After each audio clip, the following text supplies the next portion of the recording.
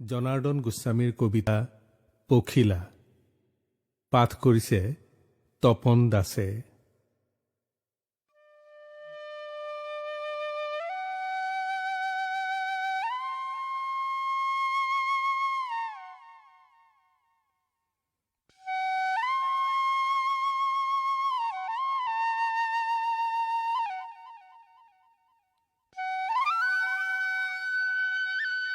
Radio' তৰংগত বিয়পি পৰা এটা ডগমগ কুমাৰী সপোন, মেঘৰ ৰোমাঞ্চ লৈ দিগন্তৰ সেৱতাৰে নামি আহিব সেন্দুৰী সুখৰ সুৰুজ, ৰজনীগন্ধাৰ সুবাসত বলিয়া হ'ব জেতুকা ৰঙৰ নতুন পৃথিৱী। আজ এক মিঠা বৰষুণত উপচি পৰিব মৰমৰ জান জুৰি, নদী নিজৰা সাগৰ সৰোবৰ। শুভ লগনত ন সাজ পিন্ধি সময়ে ভৰি থলে সেই নতুন দুৱাৰ দলিত। তাৰ পাছত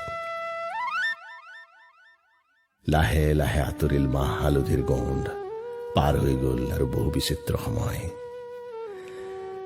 এদিন বন্ধ কোঠাৰ বতাহত কঁপি উঠিল দেৱালৰ হাহাকাৰ। পৌৰুষ কি, প্ৰেম নে পৰাক্ৰম নে প্ৰতাৰণা? ক্ৰমাৎ জলদাপোনখন গোট মাৰি মাৰি বৰফ হৈ গল আৰু ঠনৰকৈ ফালি চিৰাচিৰ হল আকাশ। ভীষণ দুঃস্বপ্নত জয় পৰি আহিলে পাহ পৰাজিতা, গুহাৰ আন্ধাৰত সোমাই গল এজুৰি সহায় চকুৰ মণি। অৱশেষত আকৌ কঁপি উঠিল এক আশাৰ ৰেডিঅ' কণ্ঠ। যত গৃহ নাসাজিবা, চক্ৰবিহুত নোসোমাবা, দুখৰ আঠাৰে তুমি পলুৰ দৰে সাজি লোৱা লেটা আৰু পখিলা হৈ ওলাই আহা এই ফুলৰ মেলালৈ।